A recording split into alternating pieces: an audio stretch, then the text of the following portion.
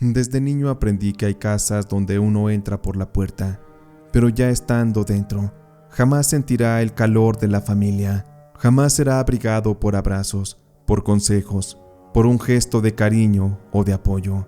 En mi caso esto ocurría porque mis padres murieron muy jóvenes, me dejaron huérfano. Ellos extrañamente murieron intoxicados con alimentos en una noche que salieron a cenar. Esa noche marcaría mi destino y me llevaría a vivir directamente a la casa de mi tía Lupe y de don Rogelio, su esposo. Recuerdo que aún era muy niño. Llegué con una mochila llena de ropa y una foto rota de mi familia. El recibimiento que me dieron no fue tan cálido. Yo sé que la tía Lupe, como era la única capaz de cuidarme, no le había quedado opción y por obligación se hizo cargo de mí. En esa casa también vivía mi primo Iván. Aquel era de mi misma edad y se convertiría en mi recordatorio diario de que yo no pertenecía a esa casa, a esa familia. Yo no era de esa sangre y por lo tanto siempre sería un punto y aparte. Las diferencias comenzaron a notarse a la brevedad. A Iván le compraban tenis nuevos y a mí siempre me heredaban todos los que él ya no quería, los que ya no le quedaban. A él le celebraban los cumpleaños con pastel de 3 leches, serpentinas, y a mí a duras penas me cantaban las mañanitas. Lo peor de todo es que mi primo Iván y yo empezamos a desarrollar una especie de rivalidad, una competencia. Él trataba de defender el cariño de sus padres, como si yo se lo fuese a robar. Por ello es que él muchas veces cometía travesuras, de las cuales siempre me terminaba culpando, y a causa de esto, a mí me regañaban, o incluso hasta me llegaron a golpear. Hubo noches en que me acosté con la espalda ardiendo por el cinto, porque mi tía Lupe tenía mano pesada, y el señor Rogelio ni se diga. Ahí me di cuenta que conmigo a veces soltaban sus frustraciones, porque yo no era para ellos más que un estorbo. Me dolía mucho reconocer que yo no pertenecía a ese mundo, a esa familia. A veces me peleaba con Dios por haberme quitado a mis padres a tan corta edad. Ellos me hacían tanta falta. Sin embargo, las tensiones fueron aumentando, sobre todo entre mi primo Iván y yo. Ya estando un poco más grandes, entrando en la adolescencia, estábamos jugando fútbol en la calle y recuerdo que le quité el balón limpiamente. Él me jaló de la camiseta y me caí al piso. Me raspé la rodilla y el codo y ahí, sin pensarlo, lo jalé de la playera y empecé a meterle unos puñetazos en la cara. Solo fue de que mi tía Lupe se asomara para que ésta de inmediato saliera furiosa. Se acercó a nosotros y nos separó. A mí me levantó del brazo y me llevó al patio, y ahí entre las macetas me soltó unos palazos, mientras me regañaba por haberle pegado a su hijo. No eres más que un malagradecido, Arturo. Mírate nomás, vienes de aquí de arrimado, y todavía te atreves a pegarle a mi hijo. Ojalá y crezcas para que te largues, porque aquí ya nada más eres un estorbo. Bendito el día en que tus papás se murieron. Mira nomás la responsabilidad que nos vinieron a aventar. Yo sabía las diferencias que había entre mi primo Iván y yo, y como estas situaciones hubo muchas, a través del tiempo, de los años, crecimos así, hasta que finalmente nos convertimos en hombres mayores de edad. Al terminar la preparatoria, a Iván ya le tenían asegurado su lugar en la universidad, un auto de regalo, muy bonito de color blanco, lo esperaba en la cochera, mientras a mí me llamaron al comedor. Ya me esperaba mi tía Lupe, también don Rogelio. Ambos se miraban para saber quién hablaba primero, pero finalmente mi tía fue quien habló. Pues bien, Arturo, ya eres mayor de edad. Creo que ya te hemos ayudado bastante. Es momento de que trabajes y te hagas cargo de tu propio camino. Como bien sabes, nosotros no somos ricos y tenemos que ver por nuestro hijo Iván. Por eso a él le vamos a pagar la universidad, lo vamos a apoyar. En tu caso, me duele decirlo, pero no nos alcanza. Así que, espero que ahora que ya eres un adulto, tomes las riendas de tu vida, empieces a ganar tu dinero y entonces te busques otro lugar donde vivir. Yo creo que ya hemos ayudado suficiente a tus padres. Ya hemos cumplido esa misión. Ahora que legalmente eres mayor de edad, todo lo demás queda en tus manos. Ya no pude decir nada, más que un falso agradecimiento. En realidad tenía coraje. Sé que a lo mejor estaba mal porque, de buena o mala forma, mi tía Lupe y su señor Rogelio me habían dado techo y comida. Eso ya era suficiente. Yo no era su responsabilidad. Sin embargo, los maltratos, esos sí los llevaba bien marcados. Me dejaron sembrado un gran rencor que fue creciendo con el tiempo. Y para ese momento, ese coraje me llevó a conseguirme un trabajo, a empezar a ganar mi dinero. Y al mes y medio yo ya no estaba viviendo en esa casa. Terminé rentándome un cuartito húmedo en una colonia, con un colchón ahí todo feo. Apenas si tenía electricidad y agua. No tenía televisión ni comodidades, pero no las necesitaba. Pasaba casi todo el día trabajando en la empacadora, una fábrica a la orilla de la ciudad.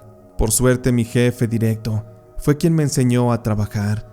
Decían que aunque ya era mayor de edad todavía estaba muy verde, y le puse muchas ganas, y con eso mínimo me estabilicé para que no me faltara un taco en la mesa. Me fui acoplando y conociendo a más personas, y como era de esperarse, pues yo ya estaba en la edad del amor. Y en aquella fábrica, recuerdo que la contadora tenía una auxiliar, una mujer muy bonita. Se llamaba Liliana. Era una chica realmente preciosa, que me tenía completamente enamorado. Una chica de piel morena clara, con un cabello lacio que le caía como una cortina destellante sobre su espalda. Tenía unos ojos que sabían dónde mirar para que todos voltearan a verla. Esa mujer tenía una gran seguridad, que yo la confundía con la luz de una diosa. Nos cruzábamos seguido en los pasillos y también en el comedor. Mi amigo Felipe, recuerdo que de tanto que yo veía a la chica, me advertía en broma que no me ilusionara, que esa chica era de las que miraban para arriba. Yo me reía para que no se me notara la ilusión, y aún así seguí con mi cacería. A veces platicábamos en los cambios de turno, en los pasillos. Hasta eso la mujer era muy amigable, y yo sentía que no me hacía tanto el feo. Me preguntaba a veces de mis gustos de música, se burlaba de mi chamarra mal cosida. Como yo era alto, ella me pedía que le ayudara a bajar algunas cosas de la cocineta. Todo aquello nos llevó a tener una bonita amistad, pero para mí eso no era suficiente. Yo quería más.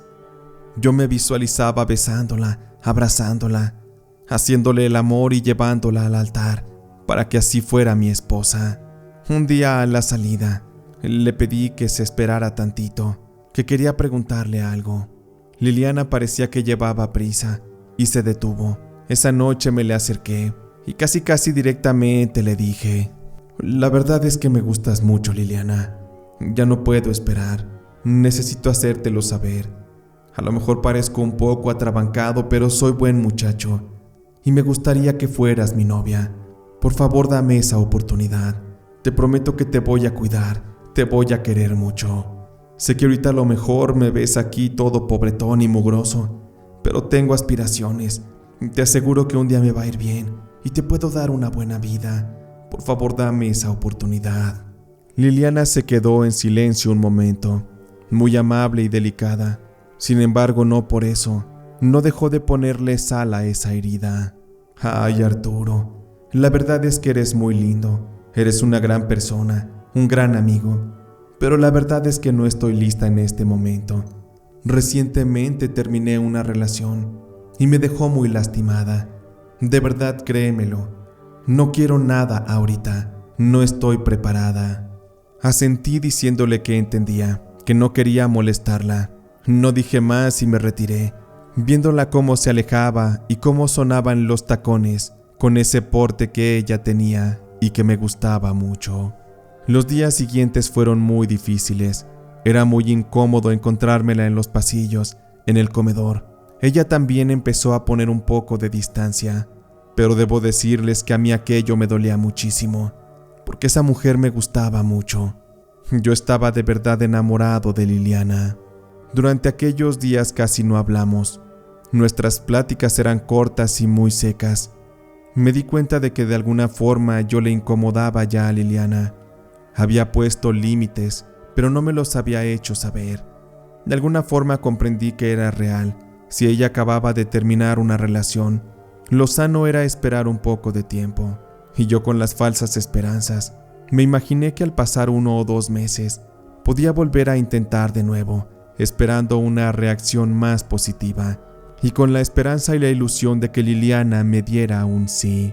Sin embargo, les juro que no pasó ni siquiera un mes, cuando un jueves, a la salida del turno de la tarde, el portón de la empresa se abrió como siempre, y los empleados comenzamos a salir. Y justo ahí, a la cercanía, se estacionó un coche blanco muy bonito, compacto, reluciente, el mismo modelo que había visto un par de años atrás en la cochera de la tía Lupe.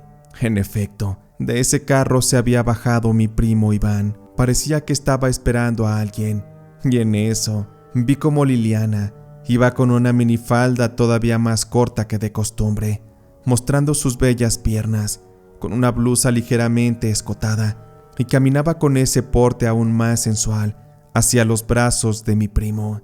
Con una sonrisa se abrazaron, se dieron un beso. Mi primo la tomaba de la cintura y la apretujaba contra él. Liliana se veía destellante, muy feliz. Me imaginé que no me vieron o fingieron no hacerlo, pero Iván le abrió la puerta. Liliana se acomodó el cabello y se subió. Antes de arrancar, Iván le dio otros besos, con una seguridad como si Liliana le perteneciera. Sentí una punzada en el estómago, una rabia instantánea. No podía creer lo que estaba viendo, porque aquello no eran solamente celos, era la explosión de ira, de toda la suma de mis derrotas anteriores, de todas las humillaciones que había sufrido en casa de mi tía Lupe y también de parte de mi primo Iván. Esa tarde regresé a mi cuarto caminando como si trajera piedras en los pies. Caía una leve llovizna, la cual camuflaba perfectamente mis lágrimas. Cuando llegué a mi cuartucho viejo, me di cuenta que siendo pobre, jamás iba a poder acceder a tener una mujer bonita, una que me amara por lo que yo era. Me maldije a mi vida, a Dios, a mis padres por morir. Me di cuenta de que de haber nacido en cuna de oro o en mejores circunstancias, mis posibilidades hubieran sido otras. Los días siguientes estuve de muy mal humor en el trabajo. Liliana me saludaba y yo ya no la volteaba a ver, la ignoraba, como si ella ya no existiera. Le conté a mi amigo Felipe lo que había pasado, y él lo tomó con un poco de humor, lo cual me molestó. Pero con él no era el problema. Mi coraje estaba creciendo cada día en contra de mi primo Iván y en contra de Liliana. Lo que sí me dio coraje con Felipe es que empezó a esparcir aquel chisme. Además, hubo otras personas que me vieron la noche que me le declaré a Liliana y también empezaron a hablar de eso, a mis espaldas obviamente. El mal humor empezó a afectar mi rendimiento laboral y esto lo notó una compañera con la cual yo trabajaba en la misma área, en el mismo proyecto. Aquella era doña Carmela, y de tanto y tanto que yo me estaba equivocando, se me acercó como con la voz de una vecina metiche para decirme algo. Ay, mi hijo, ya quita esa cara de menso. Ya todos sabemos que Liliana te bateó, que te gustaba mucho. Y pues Felipe nos dijo que ese muchacho con el que anda es un pariente tuyo, ¿verdad? Me le quedé viendo a la señora. Ya me molestaba que me estuviera nadando y dando duro con el mismo tema, pero le respondí que ese muchacho era mi primo, el que me había dado baje con Liliana. Ay, mijito, pero, pues qué te digo, la vida es una rueda, a veces sube y a veces te aplasta, pero a veces te lleva hasta la cima. Tú ya relájate, mira, eres joven y guapo, y aquí hay otras muchachas, algunas son bien aflojadoras. Hay unas que con que nomás les invites una cerveza, ya te andan haciendo el favor. Así que por favor cambia esa cara y vamos a trabajar en forma, porque si sigues regándola tanto, pues el jefe se va a enojar y hasta te pueden correr. Le dije a la señora Carmela que sí, que me pondría a trabajar, que me concentraría y que haría las cosas bien. Lo intenté de verdad un par de días, pero nomás veía a Liliana y se me encendía el pecho. Tenía ganas de ahorcarla, porque la maldita me había mentido. No era cierto que ella no quería tener una relación, simplemente no la quería conmigo, porque yo era pobre Ella solamente estaba esperando un mejor postor para entregarle todo, sus besos, sus caricias, su cuerpo. En mi cabeza yo me imaginaba a mi primo Iván desnudándola, haciéndole el amor, besándole todo su cuerpo y abrazándola, pasando una noche juntos, enamorados. Aquello me daban celos, me daba rabia, ya no me podía contener. Y fue por eso que la señora Carmela se me acercó de nuevo, porque empecé a cometer otros errores en el trabajo. Ay, Arturo, yo creo que ya estuvo bueno, mijo. El amor duele, pero también ya no chingues. Te estás pasando de envidioso. Ya dales chance a esos dos que sean felices. Te la pasas con el dolor clavado en el pecho. Ya por favor compórtate, no seas un niño. Ese día, ya con la confianza con doña Carmela, le dije que yo lo único que quería era hacerme mi propia justicia, que tenía muchas ganas de hacerles daño a esos dos, pero de una forma en la que nadie se diera cuenta, en la que yo no me ensuciara las manos. Con la rabia que expresé aquellas palabras, la señora Carmela se me quedó viendo y me preguntó algo con mucha seriedad. Hasta el tono de voz le cambió. ¿De verdad estarías dispuesto a hacerles daño a esos dos, muchacho? ¿De verdad te crees capaz de eso? ¿Hasta dónde serías capaz de llegar? Porque si de verdad estás tan decidido, yo te puedo dar algunos consejos. La verdad es que soy buena persona, pero también tengo mi lado oscuro. Así que tú nomás dime. Pero eso sí, todo lo que yo te diga va a quedar entre tú y yo. Prométemelo, por favor. Me le quedé viendo con confianza a doña Carmela y le pedí que sí, que me dijera qué tenía que hacer. Pues esto va a ser muy sencillo, mijo.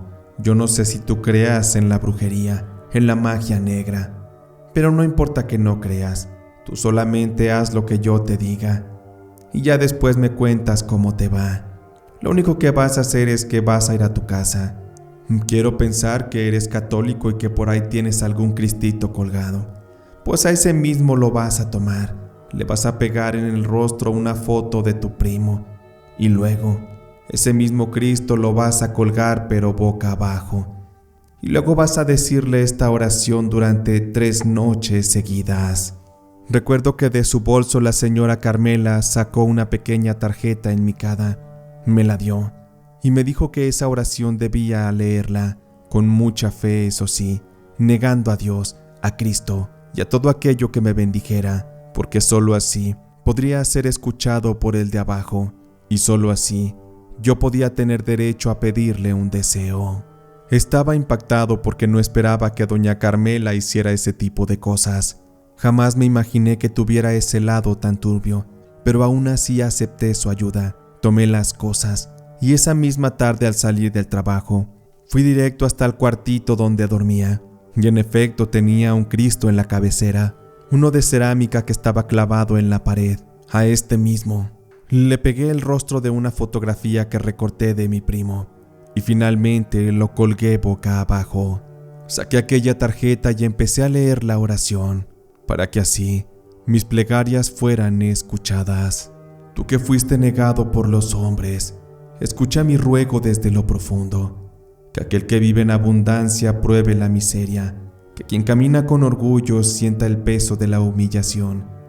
Yo te niego, Cristo, e invoco al demonio. Quiero que mi dolor sea su alimento y mi deseo su mandato, y que así lo que yo le pida sea cumplido, no importando que mi alma sea el precio. La oración decía muchas cosas más, pero tampoco quiero mostrarla. La leí 3 veces.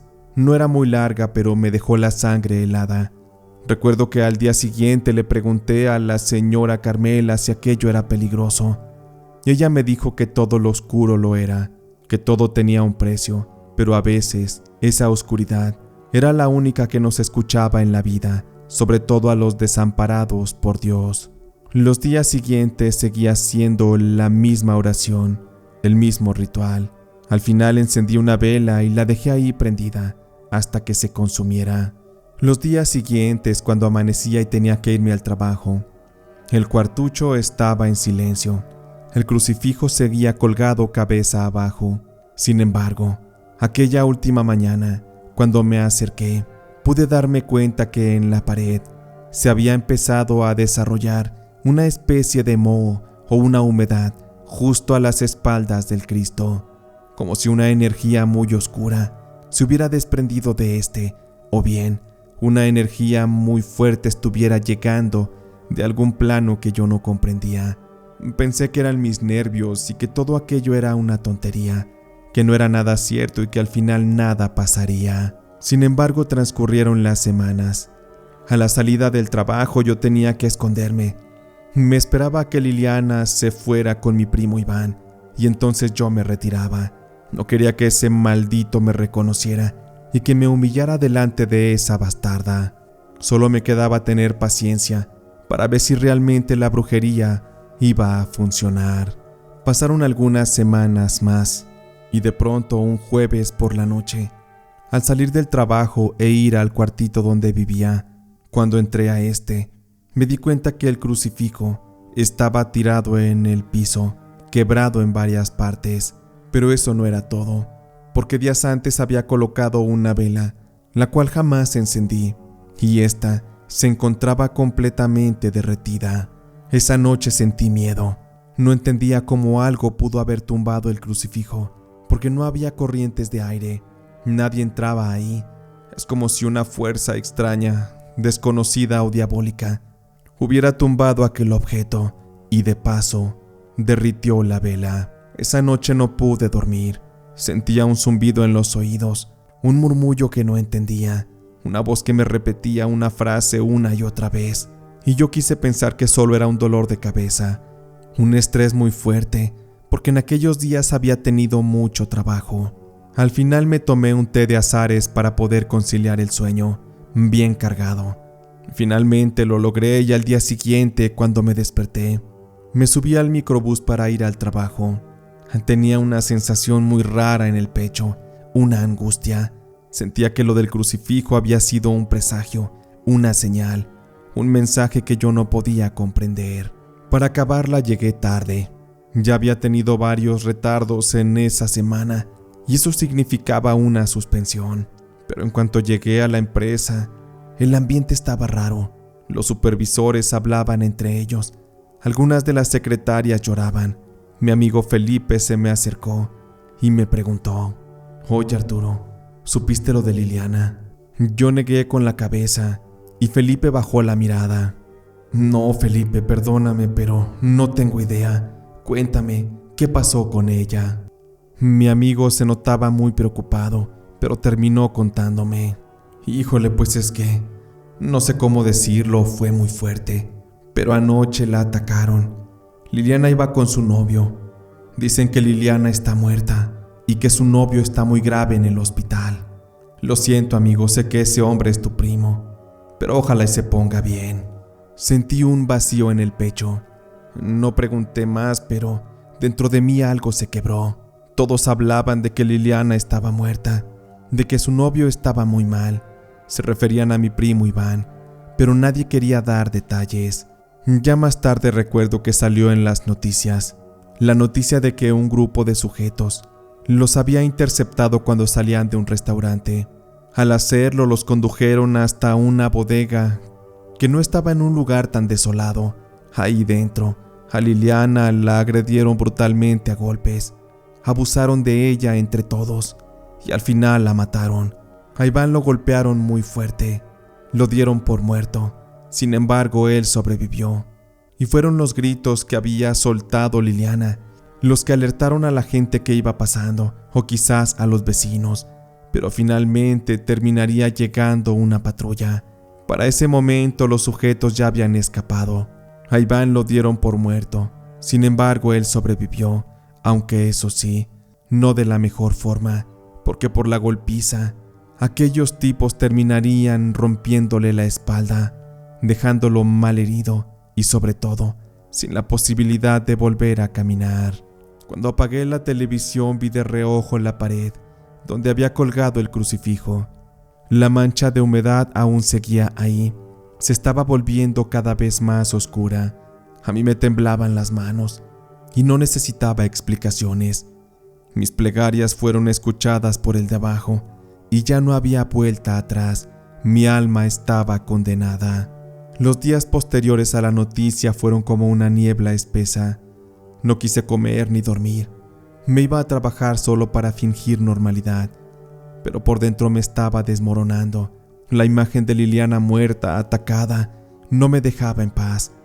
Su sonrisa tan hermosa, sus ojos preciosos, aquella forma tan suya de tocarse el cabello, todo se volvió una culpa insoportable.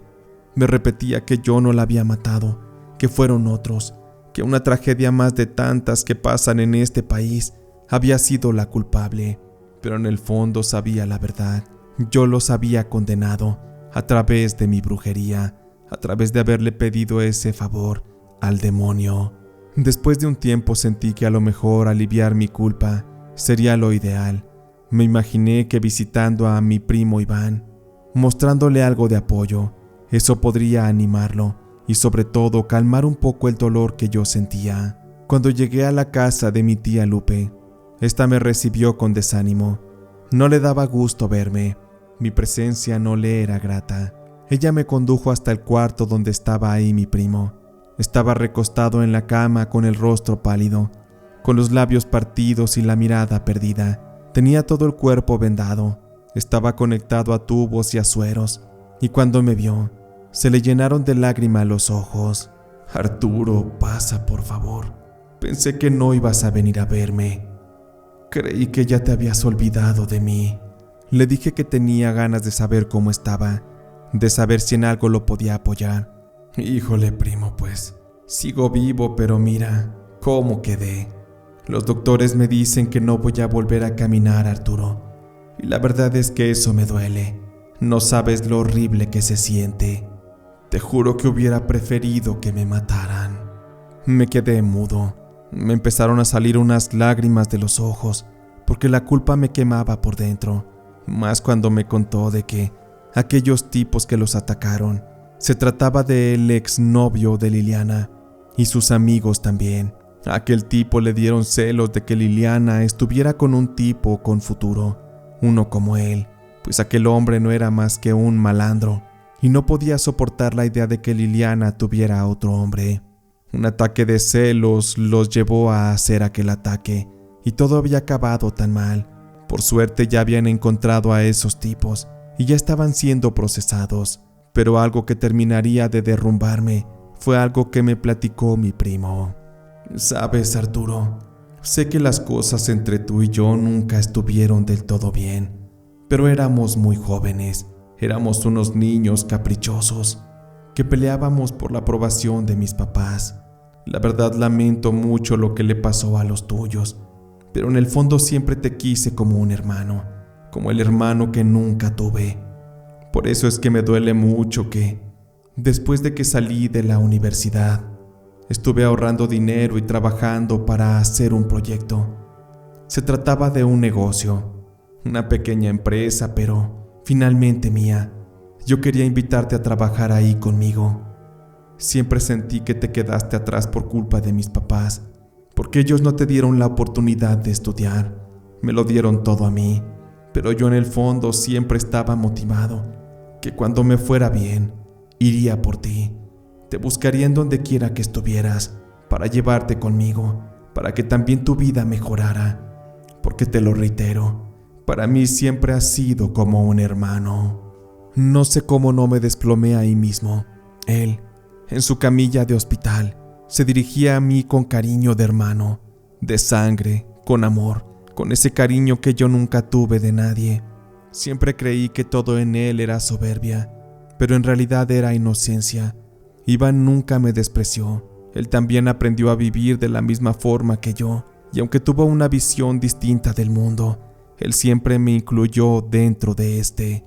Me di cuenta que yo era quien había contaminado todo, con mi odio, con mi envidia, por esa incapacidad de comprender que mi realidad era muy distinta y que tuve el privilegio de vivir en esa casa, al lado de mi primo, a quien nunca supe valorar, todo por verlo como una competencia. Salí de la casa de mi tía con la garganta cerrada. Caminé por horas sin rumbo por las calles, empapado en llanto. Al llegar a mi cuartucho, me di cuenta de lo mal que había actuado. El arrepentimiento había llegado, pero con esto la culpa pesaba más. Yo no merecía ese cariño que mi primo me expresaba, porque yo me había convertido en un monstruo. A medida que podía lo visitaba, le hacía compañía. El tiempo pasó, pero la culpa no se iba. Iván ya estaba un poco más activo. Seguía condenado a su silla de ruedas, sin la esperanza de volver a caminar. Su primo don Rogelio murió de un infarto meses después. Dicen que de tristeza él ya no dormía, de ver a su hijo ahí postrado. Hasta la fecha me va un poco mejor en el trabajo. Le he puesto muchas ganas, porque me he comprometido a ayudar a la tía Lupe, a ayudar a mi primo Iván. A mí no me importa sacrificar mi vida. No quiero casarme ni tener hijos. Simplemente quiero dedicarme a mi primo. Quiero ayudarlo a sobresalir, a que él retome sus proyectos, que retome su vida. Quiero que se convierta en el hombre exitoso que siempre quiso ser. Sé que un día lo lograremos y vamos por buen camino. No sé si algún día yo pueda revelarle todo lo que pasó. Ni siquiera puedo comprender si él quiera creer eso. Sé que los temas de brujería son una cosa que no es fácil de asimilar, pero me dolería mucho que se rompiera ese lazo de hermandad que tenemos hoy en día, porque aunque no le guste, pero mi primo es lo único que tiene. Mi tía Lupe ya es muy vieja y soy el único que puede acompañarlo, que puede ver por él cuando su vida se llene de problemas. Lo único que le pido a Dios es que no me haga pagar, y al diablo le pido que no se lleve mi alma tan pronto. Lo único que necesito es ayudar lo más posible a mi primo. Quiero servirle, apoyarlo en todo lo que necesite. Sin embargo, reconozco que solo Dios puede juzgarme y que un día el diablo va a reclamar la deuda que tengo con él, porque eso ya no se puede cambiar. Es un error que cometí solo por haberme dejado llevar por malos sentimientos, por la envidia, por los celos, por la impotencia. Pero también es muy real que mientras vivía en la casa con mi tía Lupe y con mi primo, las cosas para mí no fueron fáciles. De alguna forma ellos se encargaron de crear esa versión de mí, que era lo más parecido a un demonio, a un ser iracundo y resentido, que estaba dispuesto a hacer lo que fuera con tal de una venganza. Porque sí, también es muy real que, como dice el dicho, tanto el muerto como el arrimado, al tercer día apestan.